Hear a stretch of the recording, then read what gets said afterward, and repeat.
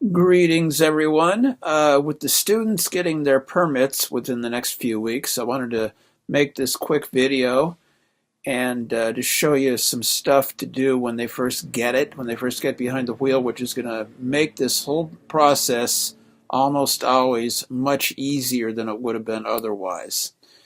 And being that I've been doing this forever, over tens of thousands of lessons, I know precisely what mistakes and deficiencies brand new drivers have, and taking maybe 1 or 2 hours to practice this stuff with your sons or daughters will definitely, like I said, make the whole process easier. Okay, so the first one is basic steering control, and for this you want to go to a big empty parking lot. The bigger and emptier the better, although you may not have a real big one or a real empty one, but any parking lot where you can do what we're doing here will work, okay? And you can see the red line, obviously you can, and that's kind of going to be the desired travel path. You want to practice with your kid until they can do that quite precisely and consistently, okay? And some of you may be thinking, well, how could anybody not do this stuff? That's so easy. Boy, would you be surprised. Here's what's going to happen sometimes, something like this. They'll turn too early, they'll cut across the parking spaces, they'll go over here, and then something like this. And obviously it would be a lot better to have an empty parking lot than a full one. But this is a good place to start, and it's just basic directional control. Now I want to say that probably the majority of the students are going to be able to pick this up quite quickly without any problem. But there will be some that don't pick it up. And this is where you want to help them get over that problem of basic steering control where there's nothing to hit.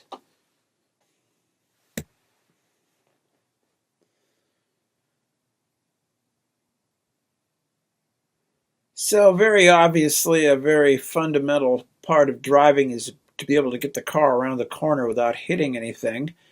And here again, a lot of people may think, how could anybody have a problem doing that? And again, I would say, boy, would those people be surprised in many cases. So let me show you a couple common problems that brand new drivers make and some suggestions about how to remedy those problems. Okay, here we have an illustration more or less about what it should look like. Okay, bringing it around, keeping it tight on the right side without hitting the curb, and then straightening it out and going straight. However, let me show you a real common issue. The new driver will start the turn much later than they should. The car goes way wide, and then they don't correct the steering and it goes off the road. Both going wide and going off the road are obviously fraught with danger, so we want to avoid that. So what I tell the students is to start the turn when the front of the car is at the corner, which is going to be sooner than their instinct is telling them to do it. And that's a big part of teaching people to drive, is to kind of beat their instinct to the task. You want to have them envision a target point, okay, where the car is going to be after it comes around the corner. Then also have them draw that mental travel path and then just follow that path to the target. Left turns are generally not the problem that right turns are, but they can still have problems. So this can be done again on a street. I know there's a yellow line there, which there would be on an arterial, but the yellow line in this case is just to separate the directions. This can be done on a residential street quite easily. So let's look at the way it should be done. Going around. All right, so if your kid is having a problem with that, like cutting the left turn, again, one of the big solutions, look for the target. Okay, where is the car going to go? It's going to go from the right side where we are now to the right side. And again, it's very helpful to have them kind of draw a mental line toward that target and then steer through that path.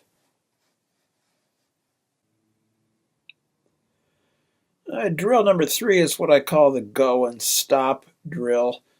And some people would say, well, shouldn't it be stop and go? No, because in order to stop, you got to be going first. So I think grammatically I win on that one. Definite and very important points to it. And the first point is to consistently distinguish the gas and the brake. You do not want them getting the gas and brake mixed up when you're out driving in traffic. And although they may know that theoretically, first time they go out in traffic, they can kind of get information overload and start mixing those up. This is really not a problem for me because I can control the car from the right side, but for you it can be a problem. So we want to try to eliminate that as much as possible. The second is judging distance in front of the vehicle, because that has to be pretty accurate and it has to be intuitive. And number 3 is to look forward and planning an action. So here we are. This can be a parking lot. It can be a street. And let's say in this case we're maybe 400 or 500 feet back from a point that they're going to stop the car from maybe about 10 or 15 miles an hour. It would be really nice to have a very defined stop point like that black line, but that's not always going to be the case. If you can find a situation like that, that's great. But let's say that yellow car is parked there, so you're going to tell the student, go up and stop our car when you're right abreast or right in front of that yellow car. And this is what it should look like. Go right up and stop right there when the front of the car is at the line or the desired stop point. However, very often, this is going to happen. They will either greatly overshoot it, or they will stop the car way before that point. Okay, so what again we want is this. All right. Now let me kind of go back to a point I was making before about looking ahead, planning an action, and executing it. One of the deficiencies of being inexperienced is not looking far enough ahead, not thinking far enough ahead, and not acting far enough ahead. Everything is kind of delayed. So this exercise will help kind of overcome that. And as far as distinguishing the gas from the brake, put into their muscle memory which does which.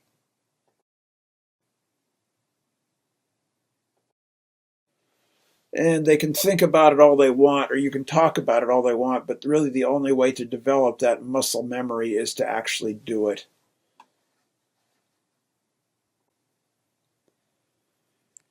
So another real essential part of learning to drive is to be able to look ahead, see where the road curves, and point the car in the correct direction, and accelerate the proper amount going up a hill and brake the proper amount going down a hill.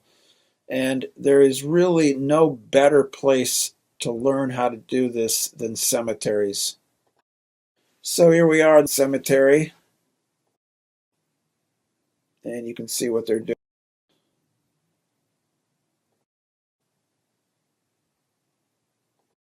Except, of course, they're not stopping all the time. The way I did this animation, I did it in kind of a hurry.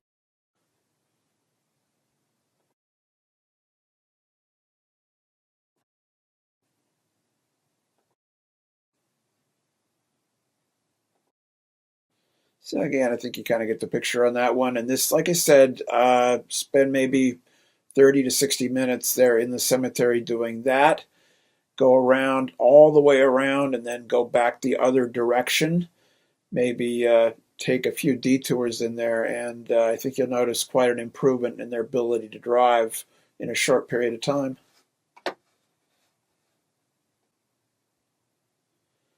So I'm going to wrap things up here by talking about spatial relations judgment. Basically what that is the driver's ability to intuitively judge how far they are from objects on the outside of the car. Now, if you or I were in that green car, we would have a pretty good idea how far we were from anything on the left, the right, in front, or in back. Maybe not down to the inch, but accurate enough to avoid, problem situations. Now, this is a standard width Seattle residential street. The cars on the top and the bottom, they are parked. And the proper way to drive on these streets is right down the middle, as perfectly centered as possible. That way, if somebody opens a door on either side, you can still make it through. However, the inexperienced driver will have a tendency to do something like this. They will hug those cars on the right. There's absolutely no point trying to do that since you can only get one car at a time through that opening. Now, why do they do this? Well, I will tell you. Because a very, very, very common characteristic of inexperienced drivers is tunnel vision. In other words, they're staring about 50 feet right in front of the car. Their field of visual attention is represented in that blue area there in front of the yellow car. And they're missing everything else. And they are not intuitively aware of their distance to anything on the right. Okay? So that's one reason on drives I'm very commonly about every 2 or 3 seconds pushing the car back over to the left, and then the student keeps drifting to the right. And if I wasn't there to do it, the only way they would know that they were too far to the right is that awful sound of the screeching metal. So spend some time on residential streets where the cars are parked on both sides, which they usually are in this city, and have them practice keeping the car absolutely perfectly centered, but keep in mind they will have a tendency to pull off to the right. So just keep on pushing them over to the left a bit to keep them centered.